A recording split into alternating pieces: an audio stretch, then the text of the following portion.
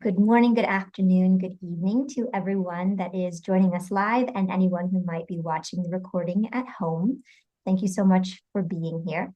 And welcome to our conversation, casually titled Everyday Enlightenment. I asked Sandy right before we logged in and had everybody join us if she was ready to talk about enlightenment. And her response was, well, it could be a very short conversation. So I'll start by just handing it over to you, Sandy, if you want to just say hello. And I know everyone is familiar with who you are, but if you want to introduce yourself briefly again, that would be great. And then we'll dive in. Yes, Sandy Anderson, and I am very fortunate to actually know Natalie. And, I've been at the Himalayan Institute at its headquarters in Honesdale, Pennsylvania, for 35 years. So it's been a good run of teaching and learning and practicing for me. And in the course of that, have had the good fortune to meet a number of really lovely practitioners, and one of whom is Natalie. So I'm really happy to meet all of the beautiful people that she's brought together. And I've seen some of you in either our centers in India and also in Vishoka meditation training, which we do online, the Himalayan Institute. And I know a number of you have done that practice. So I've talked to some of you even on the phone in conjunction with Vishoka. So happy to meet you all and really happy to be talking about the Yoga Sutra.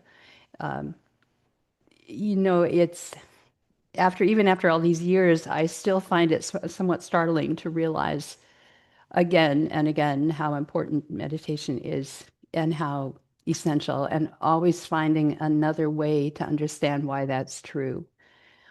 So, as part of our conversation about samadhi, that might be one of the things that we want to consider, because it can sound like uh, more of a bother to try achieve a difficult state of mind than it's worth the effort. But I think we can explore the reasons why continuing to work with meditation and the subsidiary practices that help us to access and deepen and understand the all-encompassing nature of meditation practice is really essentially important for us, and perhaps extremely important also for those of you who are teaching, because you also would like to have language to simply reach people and have them understand the importance of making the effort,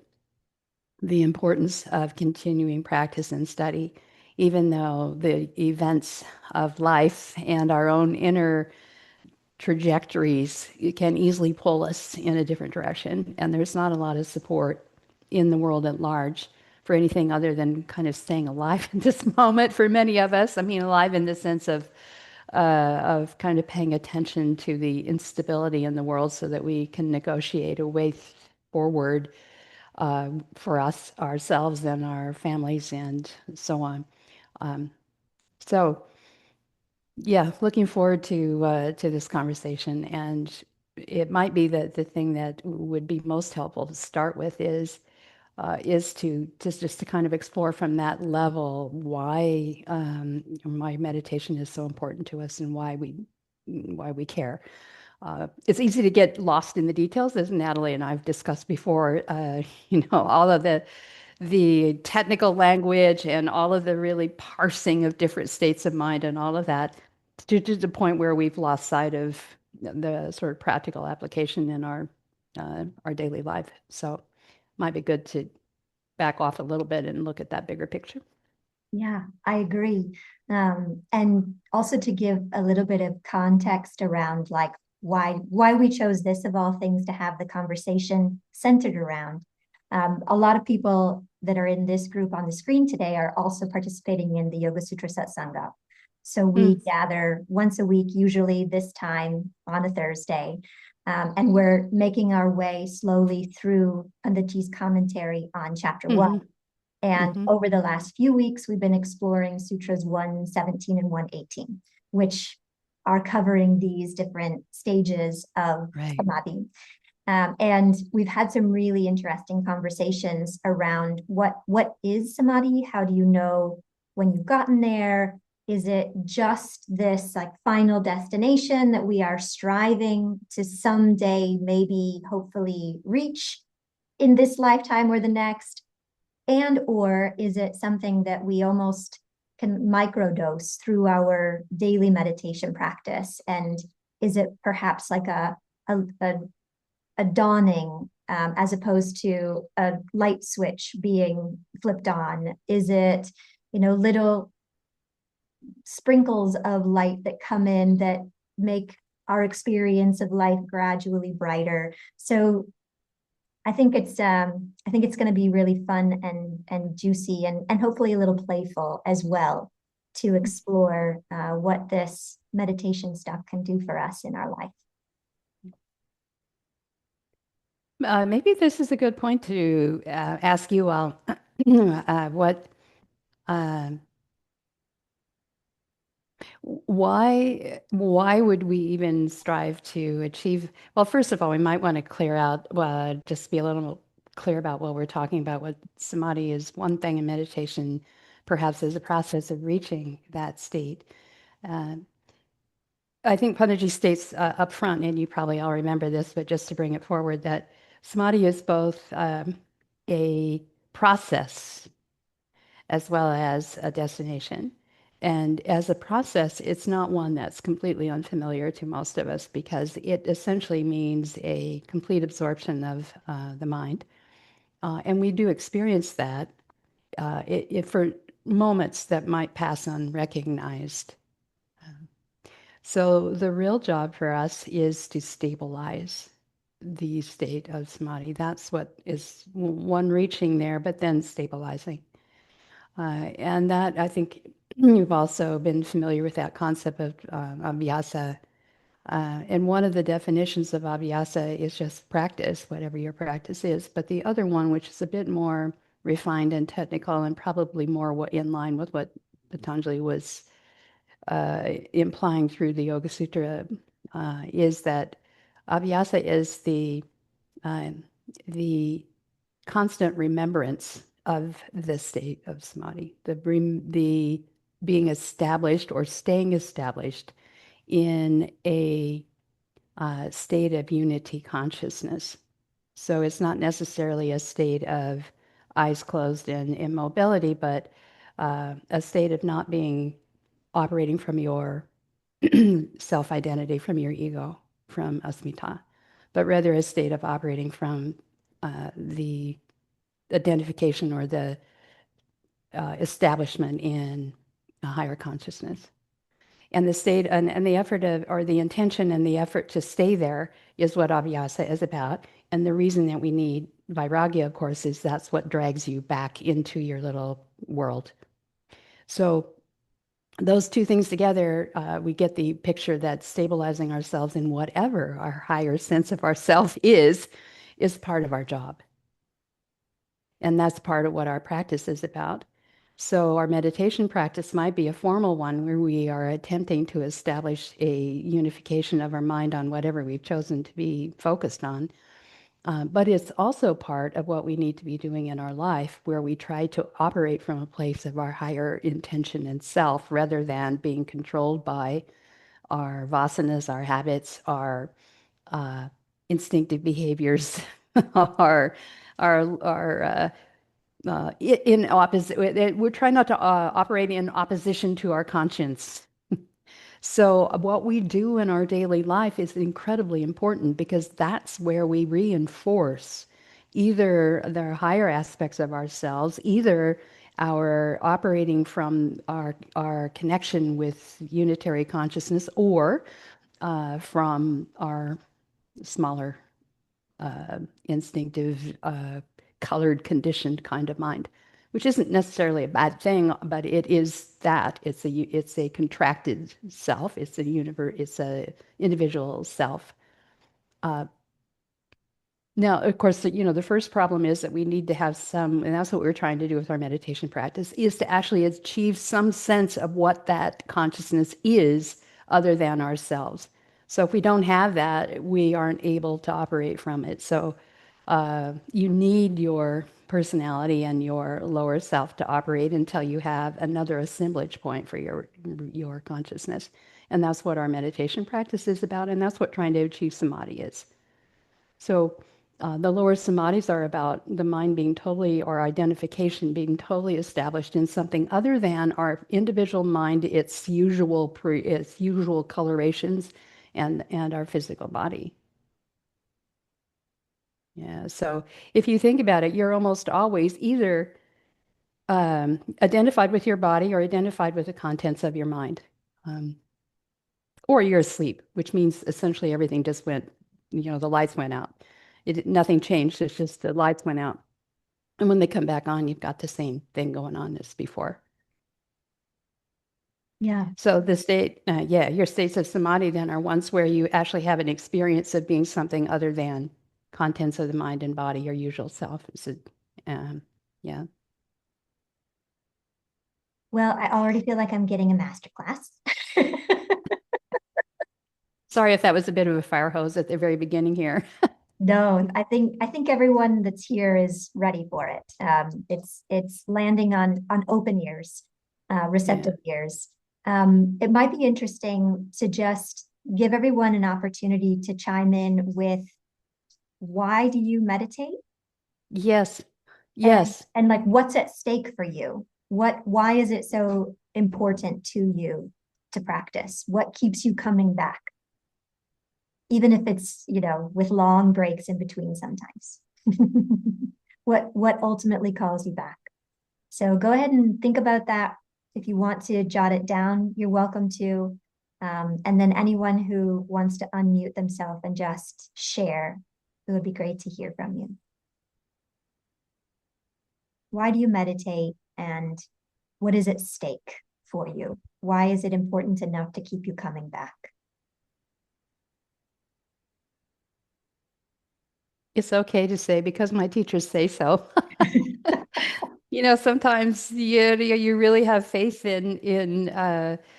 um, that could be faith in a tradition or faith in your mentors and your teachers, and you keep plugging away even without quite having a personal state, and that's legitimate. It is legitimate as long as the commitment is based on something, a realistic understanding, and not just a blind faith, but rather a growing understanding of I want to be like that. How do it look like you were going to say something? So for me, it's been trying to discover lasting fulfillment and peace, and having this opportunity to come back to meditation, knowing that I am bigger than my identities, than my samskaras, than my past lives. And it is a place where I find I can be entirely myself, greater than anything that I tell myself I'm not, or every narrative. And I think I also come back because it connects me with everyone that's here in a plane that is unexplicable, possibly. So, and then it's also, there is a necessity in society that we kind of tend to disregard these days, that when I speak to people, the one thing that I go back to, which is very simple, is the breath. And the breath is that bridge, and it's the bridge in which it makes you feel like you're connected to something greater than yourself. So that's why I go back. Thanks, love. Yeah. It's really kind of intoxicating, that feeling of being in touch with something that's of yourself that's bigger than that what you usually experience. Deeply satisfying, I guess, maybe. Yeah. It helps me to maintain perspective as well. Oh, yes. Yeah. Otherwise, if I'm not practicing on a regular basis, all of the little things start to feel really big. And to be able to come back to that quietude, where you really do feel at least a degree of absorption. I always come out of that just nothing else really matters. and if it does, Yeah. it's manageable, and I know I can navigate it. And that confidence and clarity is definitely worth coming back for repeatedly. Priceless. Yeah, it is. Pamela? Well, I keep coming back because I feel like I'm coming home. You know all this. Who knows me?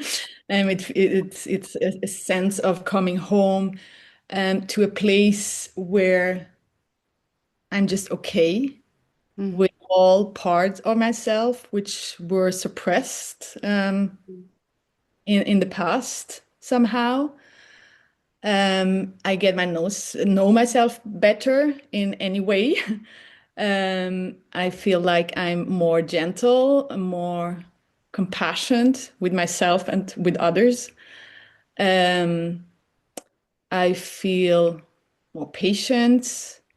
Um, Not every meditation practice, like you just mentioned, is for me like, wow. There are some practices where all these parts of me which I have suppressed are showing up in meditation practice as well. And I'm showing up anyway with all these parts. And that's an important part of myself or of the practice, because that's me. Um, yeah, I think there are many reasons why I come back, but these are some of them. I like the two things I'm hearing here. One, a self-acceptance that comes from the process of getting your mind, more and more pieces of your mind online with your intention lined up, bringing more and more of that into the stream of conscious awareness. And then the second thing, which I often use, even in just even at the end of close practice, that a sense of unconditional well-being that comes, and that can come from all other. It doesn't necessarily come from meditation only, but the practice in general, other practice, even the asana, the relaxation, all of those can end up giving you that sense of what you described as is sort of an unconditional sense of well-being. You know, there's this problem and that one, and this, my hip hurts, and I've got this nagging little problem or anxiety going about something else, but still there's a place in me that's just unconditionally okay. And that's really just a great gift. And just a little bit of that can go a huge distance to making things move along in the right direction in your life. Absolutely.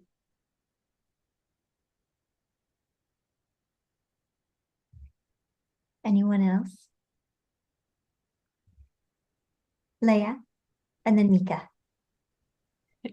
Yeah, I can go. It's not going to be that long.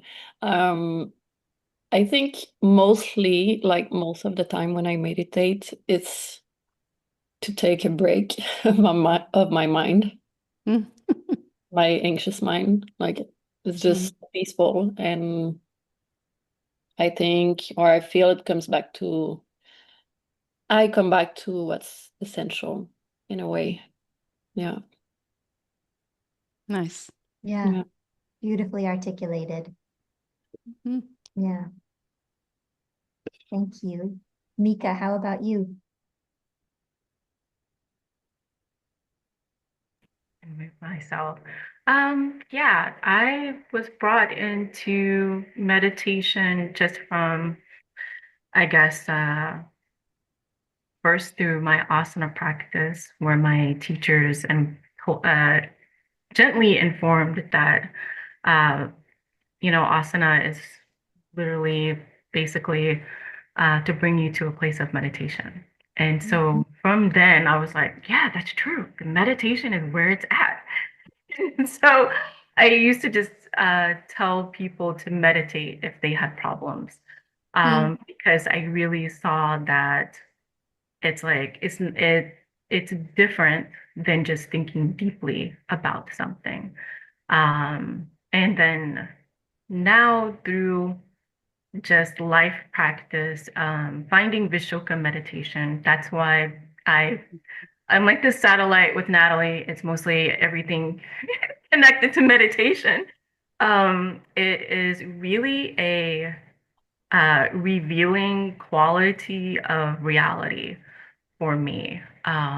So it is, I like this topic of like everydayness because I feel like through my experiences, my positionality and identity, um, there is this liminal reality, which is what I struggled with when I first started studying yoga a lot as well. It feels, even when studying the Yoga Sutra, um, it can feel a little bit more high above the mundane, as if you're not to really identify the biases and the social conditioning that actually creates our reality. There is that struggle between the conditioning that we are in every day versus where, like, ideally, it would be nice if I can just live every day peacefully. Um, and and it's literally not by choice that I'm not living in the ideal peace as what I might obtain when I meditate as well. There are a few other reasons I really think I don't really identify, like sometimes with the words and stuff and the technical terms, they don't, like, I get it when I hear it, but I don't hang on to it. But I do believe um, I have experienced uh, a lot of like revelations of the deeper things in my mind when I go through sadhana. There is that ritualistic prayer piece of communing with what is divine, and then really getting in touch with that. So, yeah, for me, it's like even like my study with the Sri Sukta right now, it's like, yes, there is that. Yes, I agree with you. Pradama, Pradamena and Chikalita, there's this, this liminal realities that we're always traversing, to different degrees, depending on where you're at. So that's why a little bit of why I continue to deepen my practice and stuff like that with meditation and want to develop what I bring into the world focused around meditation. So, yeah. Thank you, Mika. More poetry. Oh, thank you. Pamela, go ahead, love. I just wanted to say I really loved how Mika now described it, and one word which stick with me and which I also had in my mind before is touches something. It's some part in you which maybe you can't describe with words, and which is like hidden under some layers, and yeah, and it gives you the opportunity to touch this part, maybe sometimes just quickly and short, and maybe sometimes a little longer, sometimes even not at all, but that's part of the practice as well. Yeah. Thanks, Pamela. I wonder if both of you, Pamela and Mika, are circling around what I refer to as the intuitive mind, your intuition that allows you to have an insight that's not the thinking mind, the rational mind, not the result of A plus B, but feels like a revelation from somewhere else that it's true. There's no question about the fact that it's the truth. And that the only way we can have that intuitive connection or knowledge is by at least parting the curtains of our samskaras, of our usual everyday operating minds. So quieting the normal chatter of the mind and the input or what needs to be engaged in order to get through life in the daily basis.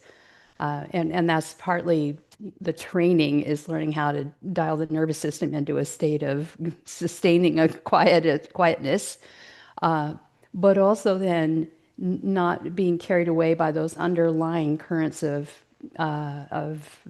unrest, of the deeper conditioning of the mind that is also what surfaces for us, the deeper desires, the identities really is what it comes down to, our cherished notions about who we are. Being able to put all that aside at least long enough to have a glimpse of our what else could be known to us. Yeah, and that's getting in touch with the intuitive mind is one of the things that I use to inspire students to meditate, because most everyone wants to have intuition, but it's very hard to sort that out from the unconscious desires that tend to start screaming and jumping up and down and hollering for attention immediately, and it's really hard to sort out what's really, and it doesn't just come on because you said you wanted to, intuition. So that deconditioning of the mind of the likes and dislikes, which of course you'll get to the Yoga Sutra when you get to the study of the kleshas in the second volume, second pada, is partly what our meditative practice is about. And partly that's uncovering the tendencies that we didn't realize we had, or the just the training of the mind to be stable in the face of many disturbances, both from the inside and the outside. Building on that, I think building on that anyhow, something else that I really love about Panditji's commentary, and also I think it's the perspective of this like tantric lineage, that it feels as though meditation is not intended as an escape from the reality of the external world, but it better equips us to navigate the world both internally and externally with more grace. And so I'm curious about like the development, the trajectory as enlightenment grows. It feels as though we also develop a greater capacity for maintaining almost like a bubble of that light or peace or clarity or compassion or patience or whatever those qualities are that we're able to tap into through the practice, that then comes out into the world with us as well and allows us to start to bridge the gap between this beautiful internal experience that we're tapping into with our eyes closed and then a beautiful external experience as well. Yes.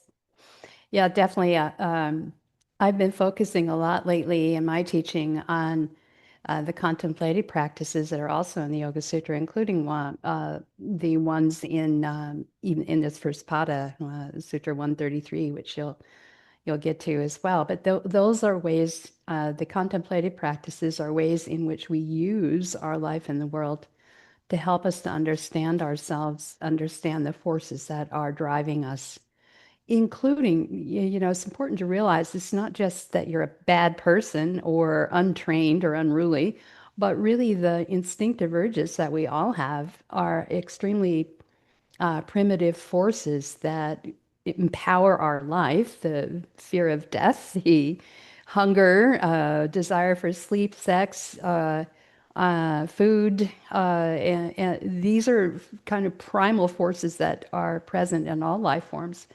So if they're left untended, unsatisfied, untrained, they end up sending you out in the weeds in terms of developing the deeper, finer qualities of your capacity. So, training those is part of what yoga does, which is why we have later the yamas, which are about that biological exuberance and how to start to corral it and shape it in a way. But that way that we are seeing these things presenting themselves in our daily life, in our relationships, in our desires, in our thoughts and speech, everything in our daily life, it's like, I feel like our daily lives are like laboratories in which we get to do experiments and to see what it is that we get to see ourselves. It's a mirror as well. So a really important component of our spiritual practice, in addition to our meditation, is some sort of self-reflection that allows us to see clearly what it is that's undermining our unity mind. It's undermining our capacity to be fully present. That's undermining our capacity to be at one with our conscience, for example. One of my favorite quotes from Pandit is, become the kind of person your conscience is proud of. So, that if you sit down at the end of the day and you try to think, well, what happened today that I'm proud of, my conscience is proud of, and what part of the day or what kind of thoughts and behavior or things I said am I not proud of or wished I had done differently. And in that way, we begin to recognize where we're out of alignment with our higher intentions. Otherwise, it's really easy to run along on two tracks. And one of them is this feeling good and unconditional sense of being connected to ourselves. But then if we're not able to bring that present or able to use it to help us attenuate our habits, and we just keep running our habits, then we are like all the fairy tales where the weaving is happening in the day and then it's undone at night to buy more time. So our ego is buying more time to be main who we are by undoing the intention we had set by getting in touch with our higher intentions. And then we undo that by letting our habits run wild. So we just continue spinning and unweaving. And if we're able to really recognize how we're sabotaging ourselves in that sense, or what we need to do that we just kind of, it's kind of difficult to do, or attenuating something like our anger or some particularly challenging self-identification that's under attack. We need to keep addressing those kind of obstacles that appear in life, because that's what undoes our alignment with our inner self. So there's a chasm between worldly life and spiritual life. There can be a chasm, and true transformation, genuine transformation, means we have to close that chasm. So as Natalie was saying, that the state of mind or the place we're able to reach from, the pinnacle of our climb towards unitary awareness, needs to be what guides us. That vision needs to guide us through the rest of our life. But we need to set that intention, because otherwise our habits take over. That's the nature of habits. That's why we have instinctive urges and our vasanas, the things that we've reinforced. is they go on autopilot so that we can attend to something else. You know, it's a good adaptation, that neuroplasticity kind of thing. But when it's out of whack, it's not a good thing. So that's what we need to realign. And we climb up the mountain in our meditation. We see where we need to go, and then we need to hold the course through daily life. So that's the laboratory. That's the mirror. That's the and just to throw it out there, I think that that's the aspect of practice that really gets a bit neglected in the yoga world. You know, we're real big on practice, on the asana, but now we're finally starting to realize it's important to meditate. But you can also meditate forever, and if you don't start, as I said, don't start. if it doesn't spread into every aspect of your life, you've failed to utilize the true power of what the technical practice does, the meditative practice does. Yeah, a lack of integration. Yeah. I think and it does give you the capacity to see yourself more clearly, as you've all said. So, you know, the thing is, our habits are really strong, and there's something called a negativity bias in our nervous system and in our mind that, you know, that you may be familiar with, where this is a survival adaptation as well, that the negative aspects of whatever it is, the painful things are much more deeply imprinted in our memory than the ones that are not. So in your contemplation, you need to really elevate the things where you made a difficult right choice. You let your conscience be proud of you. That's why you want to really call that forward and just reinforce. Wow, I was able to say no to that afternoon cigarette or cookie, or, you know, even something that trivial, because again, these are really deep things, and being able to discipline the mind in a way that's loving, you know, is across the board. Doesn't matter whether it's a trivial thing or a really deep thing. And then to forgive yourself for the bad things, the negative things, so that you don't carry when you add guilt and shame and all that and self-condemnation on it, it just drives it even deeper. So now you've taken a wound and made it worse. You've taken a painful thing and punched it again. So, you know, without bypassing the need to make some adjustments in your, you know, the intention, setting an intention to create a different way of being present is really important as well. But that's why this kind of watching what's going on in the world with yourself, it doesn't mean second guessing yourself all through life. It just means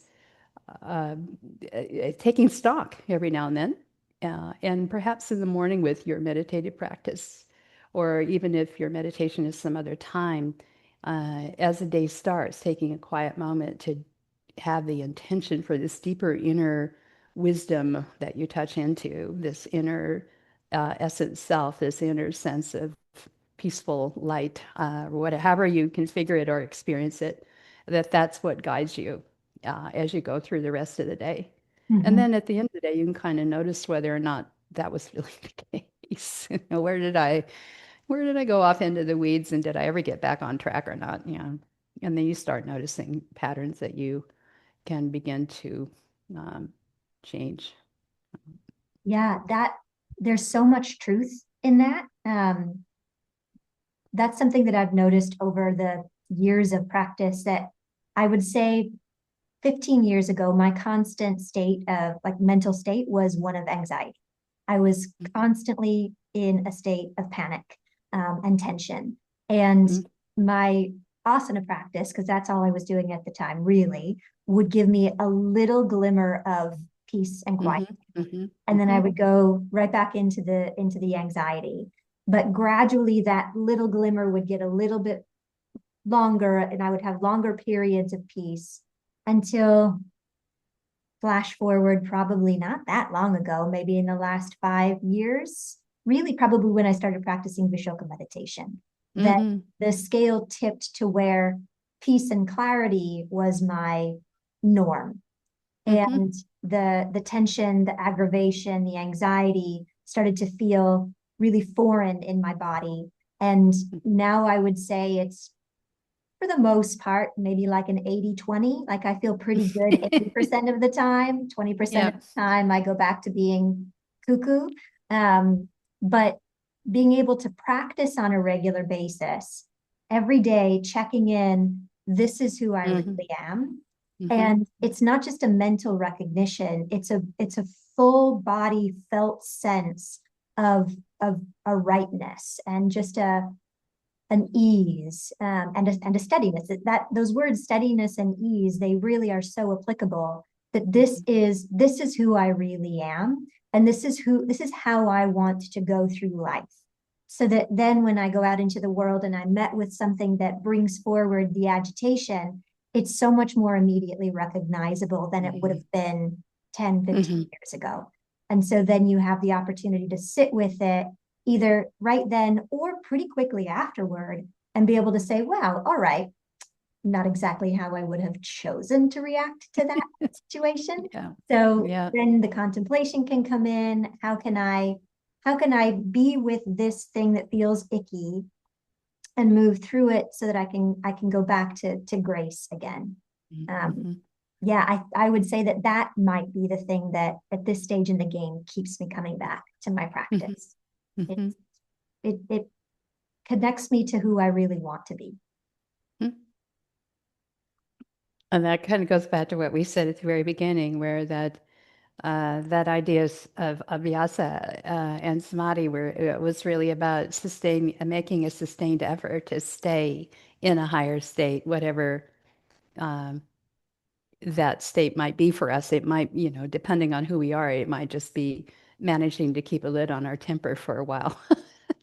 That's our highest state. And God bless us if that's what we recognize that needs attention.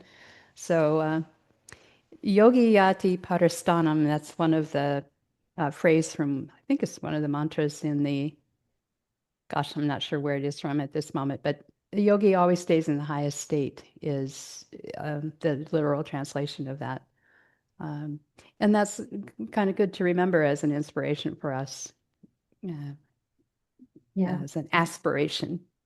So our spiritual life in some ways is really about an aspiration to be not a worldly aspiration, but one about has to do with the quality of our presence, of our being, and how we might be tapping into that or enhancing that or expressing that is really what the spiritual aspect of our lives are. And traditionally in our culture, the Western culture, even in the Eastern cultures at the moment, not a lot of attention paid to that part of things in a sense of being meaningful. So there's a lot of emphasis on the worldly life, and has been for some time now, in the West in particular. So bringing balance between those two aspects is part of what we start to do by making our practice important and understanding why, and continuing to remind ourselves, because life will continue to pull us partly by our instinct survival urges, but also partly by just the culture that we're living in. Which is why it's really important to have groups like this, like you all, and getting together and having conversations like this, because we sort of reinforce our desire to have this other aspect of life, and recognizing its importance and reinforcing its importance for us. I have a question for the group. Building off of what you were just talking about, Sandy, I'm curious how each of your experience of the world, like the external world, has shifted, if it has, by becoming more established in your inner world. Like, has the way that you experienced worldly life shifted in any way by focusing more time and energy on developing your spiritual life? Does that make sense? Is the external world changing at all based on your inner explorations? See, Christina's nodding. Gosha's face has appeared, so I feel like she might want to say something.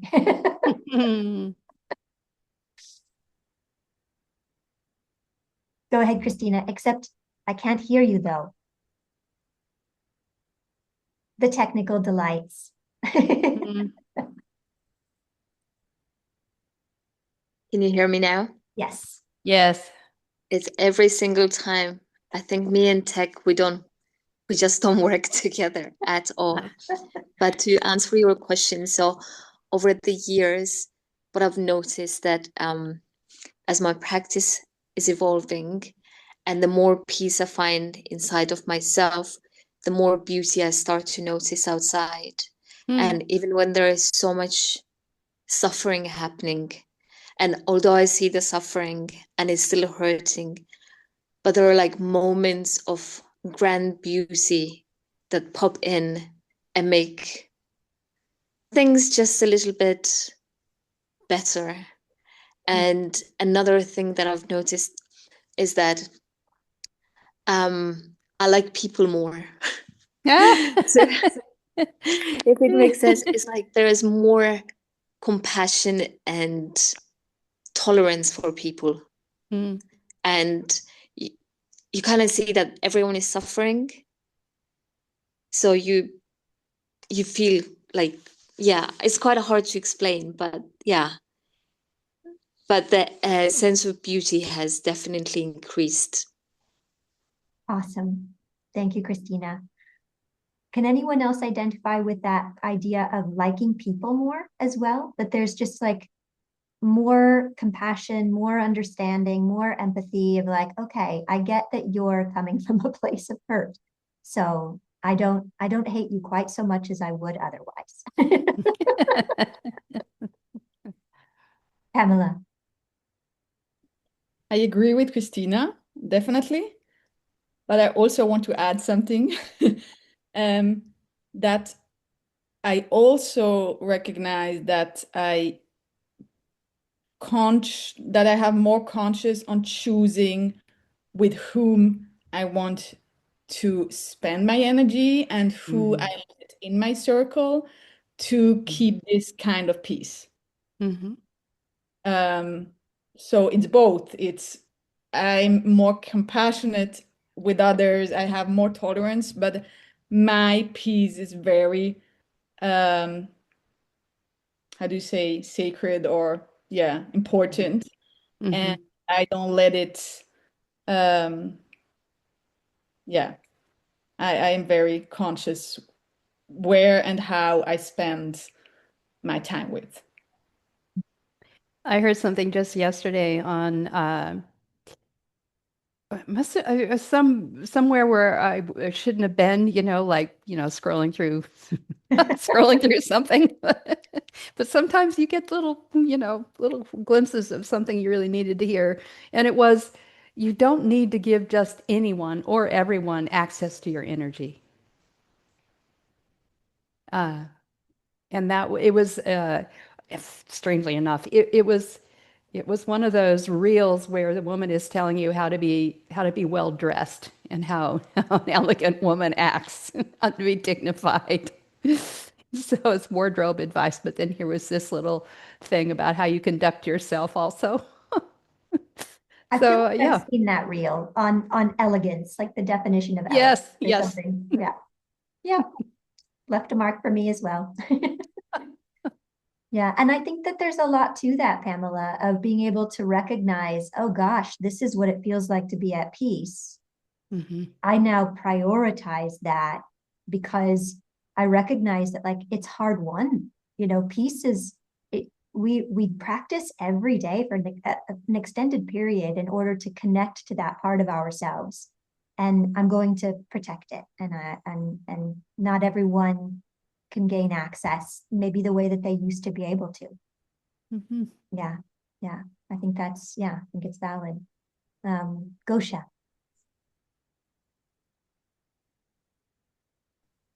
Hello. I was cooking dinner for the boys, so I was listening, but I'm so grateful to be here. And I really loved what you said about being at peace 80% of time and 20% still being cuckoo. And I was like, I'm probably 40-60.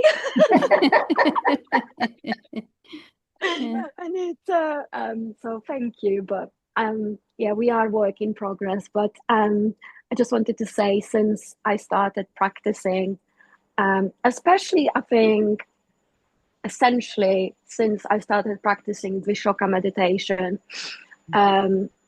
my capacity and resilience, my capacity for pain and suffering have grown. Life is not easy. Like, I don't know why, but it tends to hit all the time from different angles. But I've noticed that I'm approaching it in a more calmer way. Before I started practicing yoga, well, let's say Vishoka meditation, I used to wake up in this profound state of fear and anxiety, super sensitive, super anxious about everything. And it's not like that anymore. Sure, there are days where I feel overwhelmed, but I know there's a part of me that knows that's a human experience. And I know where my true self belongs, if that makes sense. And really throughout the years, for me, yes, I have been kinder. I have been more compassionate. I used to always be this person who would point who's to blame and never really looked at myself, filled with resentment. I started to really see people for who they are and from what kind of hurt they're coming from. So rather than blaming and getting really angry at them, I'm like, okay, you hurt. That's okay. But at the same time, holding stronger boundaries. But I think the biggest one for me is the capacity for holding pain and suffering. So I don't collapse into 1,000 pieces. I collapse, let's say, into 100 pieces, which for me is amazing. And yeah, I'm extremely grateful to have found this way of life. It's really supportive, and thank you. Thank you, Gosha. Yeah, we're definitely a work in progress. Yeah, for sure. All of us. Leah Cloud, you're nodding. Yes, a work in progress. Oh, yes. Really much like big work in progress. I think for me, since I like what yoga did, and I'm sure it did a lot of things, but I feel it expanded my world in a crazy way. Like my inside world, like I didn't know how many things we could, I don't know, it's like so vast, the inside world. And the outside, like, yes, humans and be kind and all this, but I feel it really connected me to like a larger thing. And I'm not really like, yes, we can talk about the divine or things like that, but I felt like just the world I can see, it's really more vast than it was, just like nature and all the little things, like all the simple things. And I think it gave me, yeah, like a way to notice things inside and outside. And yeah, I just feel my world is like so, it has expanded so much. It's hard to say with words, but yeah. Yeah, I think I understand. Yeah, beautiful. Thank you, Leah. Mika.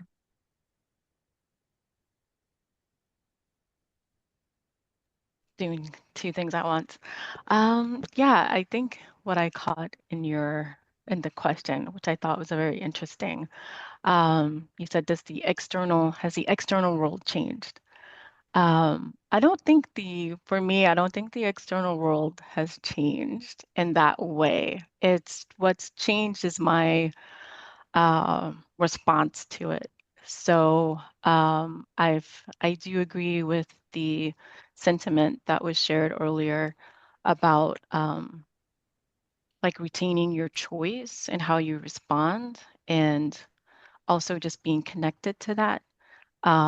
Which, yeah, I think it's been more of a tracking of empowerment. And then also, I think like just recently actually realizing some of the things about my personality that were hidden, that were not being expressed. So I'm just like, oh, I am that, and I am that, and I think realizing those things about yourself kind of like changes the world differently. But like I said, I've always kind of, not always, I can't say, well, I've always seen it, but I've been consciously aware of suffering and that dichotomy of like suffering and privilege. So those are the two realities that, the course of my life I've straddled. So it's different. It is a sense of empowerment in expressing compassion as well as receiving compassion, but also just in the nature of, yeah, like being more, I think what's come about is being more intentional, like not grabbing, but just like being more intentional. Um, and yeah, I think in one of I don't know if it was a lecture that I recently attended, but in my takeaway from it, it was just moving from a place of feeling powerless to like connecting into like what the meditation and the messages are there, is that the power is always there. Like the power within you is always already there, and you just have to tap into it. Yeah. So I think it hasn't, I don't know. I don't think it's changed much because I've always loved nature and those things and like traveling. But in terms of, yeah, the change is definitely how I walk through it with a bit more of empowered intention and choice over my my emotions, and then digging into that shadow work as well. So yeah. Beautiful. Yeah. Does it feel like an accurate reflection that it's not necessarily the external world that has changed, but the way that you're experiencing it or navigating it? The way that I'm navigating it, not necessarily how I experience it. Like I the don't way know. that you're navigating it. The way that I navigate it. Yeah. Like I said, it's very interesting. There's I forget which verse it is. Um, But yeah, it's like the Sutra 15. It's like you're going through all the beautiful things of Shri, and then yet he realizes that, like all the things of suffering. Um, and yet still you want to bring in those beautiful things. So yeah, in terms of like straddling those two worlds, seeing how they interconnect, like how these systems that we live in interconnect, um, and then feeling more empowered to express my calling and my role in that with more intention. Awesome. Yeah. Awesome. Cool. Thank you. Emma. I On the streets definitely, of San Francisco. I'm on the move. I definitely like resonate with everything everyone's saying, and something different that I've experienced in the last year. Sorry, loud. Is that I see things really like a lot more neutrally now, especially like interpersonal conflict. For example, like I'm in the past, I might have been like, how could they see it that way? And how could they see me that way? And that's so like, that's wrong. And I did something right. And a lot of it was trying to like keep myself safe, myself like identity safe. And now I'm just like, okay, like they can have that reaction and do that and think that way about me. And I cannot want to deal with that. And I cannot want to be their friend or whatever it is. So that's been really freeing, I think, and is like very clearly to me a result of practice. Beautiful. That more, would you call it like emotional equanimity? Yes, definitely. Good. Good. I'm glad. That coming from someone in their 20s is really like that's a huge it's a huge accomplishment. Well done. Carolina. So, yeah, I can really relate with what Mika was saying as well, about the external world is pretty much the same. If not, there is a lot of like animosity and a lot of terror, especially the world that we're living in. We cannot disregard that. But the way in which my internal world has changed and the way I perceive the world around me has changed, and it has allowed me to tap into in a state of duality in which I can find joy and abundance and gratitude, even when things feel like they're completely crumbling. And I loved what Sandy was saying about kind of disciplining the mind in loving yourself, which I think it's one of the hardest tasks we have today because we are bombarded by negativity constantly. And it's also finding that balance between that is the external world, but what do I feel? What does my reality, my intuition, my really kind of tapping into this ancestral tradition that can guide me into clearing up the mind, which I believe it's like a lens. So meditation for me is like the focus. It's brought focus to my mind, and I can see clearer. I can see what I engage in and how it maybe dissipates my energy, what I love and is aligned with me. There is a clear distinction that I had no capacity before in discerning. Yeah. And that to me is priceless. Do you feel like you can also sense when the lens goes blurry again? 100%. Yeah, Like it's now, interesting, right? like I'll share a little kind of side story. Like now I've been stepping out of meditation for it's been a month that I don't meditate, but I've been doing a lot of sandbag breathing because I felt like my neurosystem was constantly overstimulated. And also the shame of not going back was kind of haunting me again. It's like, oh, you're not meditating today. What have you been up to? But then it's like, I have cooked, I have gardened, I have been present with a friend who's been going through a heartache, or I've been also very close to my sister who's lost his best friend. And it's like, can we also reach like a state of samadhi that is not pertinently restricted to meditation? Like that is also a state of maybe going in the ocean and just floating. That for me is a state of tapping into samadhi. It's a personal state in which I dissolve entirely. My body just floats, but I feel connected to something greater, and it just goes. There's no thoughts in that moment, in that time. There's just being here in that present moment. So that's what's given me meditation right now.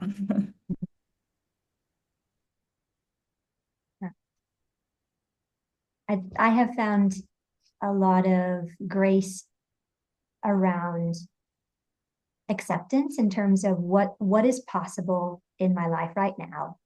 How can I be, patient with what is, and try to bring my practice into the way that I'm engaging with life as much as possible. And if my formal practice for now needs to be the 10 minutes that I can sneak away and put a sandbag on my belly, then is that at least enough to tap in to be able to try to bring that essence out with me into the rest of my day, and then attempt to engage with life from, informed by that part of myself. And the more that I have endeavored to do that without the shame and blame of like, but you're saying enough, all of that going on. If I can set that on the shelf and just say, this is what I can do for now, then it might not be that I'm reaching a state of samadhi, but I am connecting and I am bringing my best self into, what I'm able to do and who and what I'm engaging with. I think that we don't want to sell that short either. No, what it means is when you come back to your meditation, you come back a whole and happy and energetic and fully present person.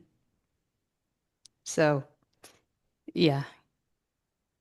Because I think it's also a case of expectation. And also I'm starting to become a full-time yoga teacher, and that is a whole realm.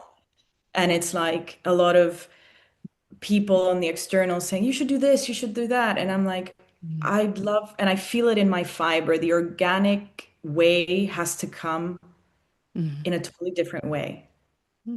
It has to be a certain, and I think it's for all of us, it's different. Like the experience of tapping into samadhi is different and unique.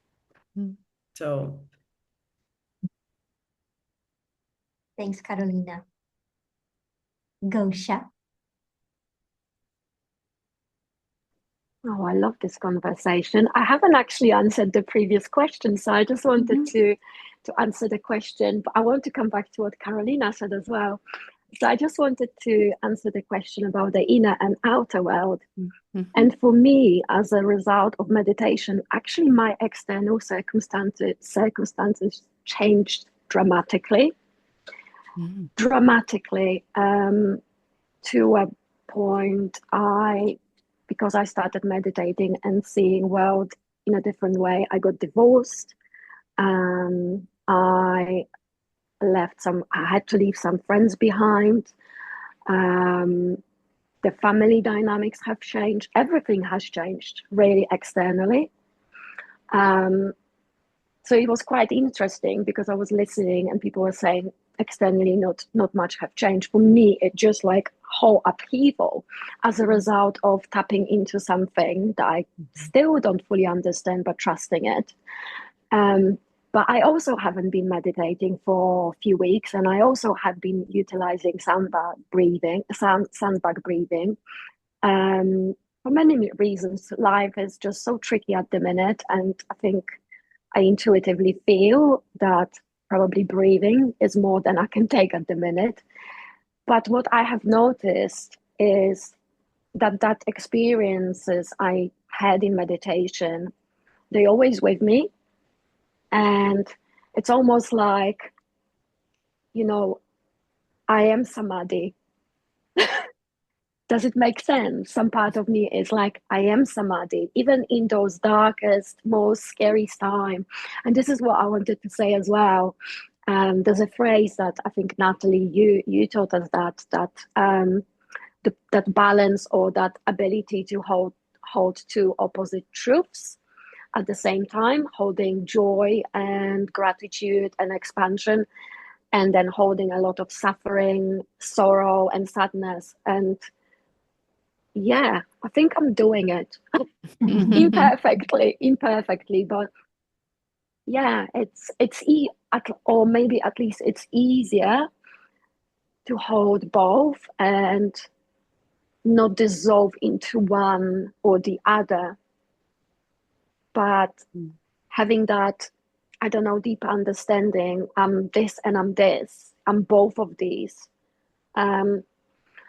and then just putting one foot off in front of another one and just having a good old cry. Yeah. But That's a form yeah, of dissolution.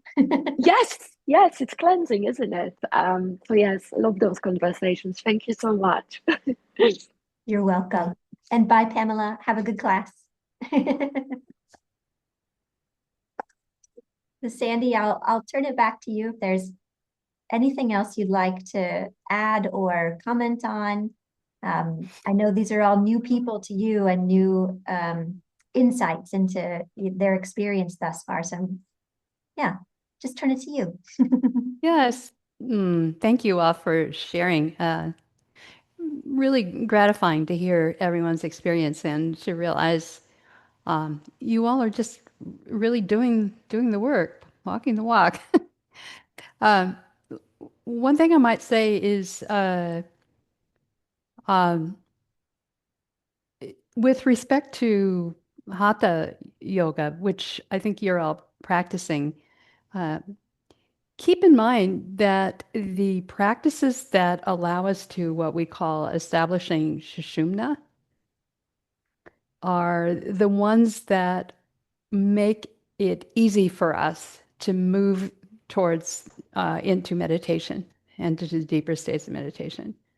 So you can save yourself a lot of struggling with the mind by doing the hatha yoga practices that kind of bypass the mental turmoil by working in the body and the nervous system, and then working directly with the breath in the nose to bring a balance about to the nervous system and to establish this inner state where you're disconnected. What happens when Sushumna is established, meaning the breath is flowing freely in both nostrils, and it's effortless. It means that there's a decoupling of awareness with what's going on with the senses. And usually it passes quickly because you probably realize nostril dominance switches from one side to the other, and there's a time where both nostrils are flowing freely.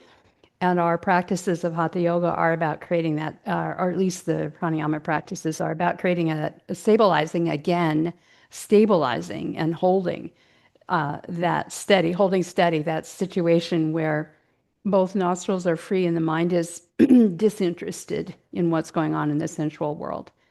And that's an open invitation to move towards meditation, which is why we do practices like Nadi Shodhana before meditation. So just keeping that in mind for all of you who have experience and practice in Hatha Yoga, that can be a great service to you in working with meditation practice, and also as teachers, realizing that that's a way to give people an experience easily without having to fight with the mind, because fighting with the mind is always a losing battle, and it really is about seducing the mind into a different state of pleasure, into a different state of awareness, into a place it wants to be, rather than bullying yourself into a state of stillness, which again is not really possible. So, yeah, kind of another angle on how we use the other kinds of practices to help us with all the things that the Yoga Sutra is going to be talking about. So, yeah. Yeah, and thank you for sharing. It's really nice for me to hear all of your experiences. And what a nice question, Natalie. How has your engagement with the world changed as a result of your practice? So, one other thing I would say in the light of that um, is that I have found that this sense of meditation, and all of you express this as well, that it gives you a sense of steering the ship in some way. And I understand that in my life as gives you some sense of meaning and purpose in life. And it's partly the philosophy frame that does that, and partly also your inner experience of anchoring somewhere in your own inner self and realizing that's a place from which you do have the capacity to make decisions about what to do. So because there is some purpose and some meaning in life, and that is not only just this inner growth, but also what it is you need to do in the world. So I appreciate you mentioning that your whole life changed. So mine did too. You know, I did exactly the same thing. I just walked away from an entire career and relationship and ownership and et cetera, and had no idea what was coming next, but just pretty clear that that wasn't it. So I was living somebody else's life, you know, essentially. So having meaning and purpose in life, you know, those of you who have found your orientation to what you're doing changing, were already living your own life probably. You didn't need to turn the apple cart, but I definitely did. So, yeah, just another way of understanding the power of meditative work and the work in yoga. So, Yeah. Yeah. I think there's a sense that your external world starts to align itself more with yes, your internal world once that right, internal world like comes online and we right. become conscious of it, then Yeah, and it might be you know, a slight realignment or strengthening of an alignment that's already there, or it might be a total cut and realign with something else. You know, yeah. that yeah, the superficial aspects of life shift. So, but yeah, it's that trusting of the interconnection that, yeah. Yeah. So, thank you all for letting me be here and sharing your experiences. And I look forward to seeing you all again somewhere, sometime, someplace. Uh, yeah, Thank you, Sandy. Thank you so much for yeah, your time and your presence. yeah. My pleasure and my privilege. So thank you. I think to close, if anyone's open to it, if you want to just type into the chat 2 or 3 like human qualities that seem to be coming more and more to the surface for you as a result of your practice. So what I mean by that is maybe you're more patient, or we mentioned compassion, or how are you experiencing yourself differently, perhaps, as a result of your practice? And perhaps these are signs that enlightenment is happening. Honesty, bravery, gratitude, compassion, patience, gratitude, trust, compassion, patient, loving, honest, kindness, empathy, trust, more patient. Yeah. Yeah. I think patience, clarity, and a big one for me also is self-responsibility. Mm. Like recognizing the role that I'm playing in the way that I'm experiencing my life. Acceptance, accountability, yeah. Trust, compassion, divinity. Mm-hmm. Yeah, beautiful. How about you, Sandy? Any words come to mind? I was just thinking about 3 golden rules from Swamiji that I came to the Institute with 35 years ago. And in all of that time, I have not been able to find a single other person or a writing or a recording where those 3 golden rules appear. So clearly, those were 3 golden rules that I was supposed to embody. And I must say, I think I've gotten closer on all 3 of them. Avoid self-condemnation, self-reliance, and let go of what you're clinging to. Vairagya, essentially. Yeah. Avoid So, self-condemnation, self-reliance, and let go of what you're clinging to. Mm-hmm. And interestingly enough, all through these 35 years, those 3 have been in my, you know, the last page of my journal always so that I forget. But at any given moment, I can only remember 2. And it's only in the last year or so that I've been able to recall all 3 on demand. Very So I took that as interesting. a sign of progress on my part. Definitely, definitely. And also a sign that he gave you some good ones to work with if they were that slippery. Yeah, yeah, Yeah, yeah. yeah. Awesome. Thank you. Thanks for sharing that. All right, everyone. Thank you so much for being here. Very, very much appreciate it, and always love connecting with you in this way and being able to witness you connecting with each other. Thank you for sharing so openly and so generously. I love you all dearly and look forward to doing this again soon. And for those of you who have missed your practice, the next round of We Rise will begin shortly. So some accountability will be in place for you soon. For all of us, not just you. All right. Enjoy the rest of your day or evening, and we'll see you soon. Thank you, Natalie. You're welcome. Very much my pleasure. Ciao, ciao, everyone.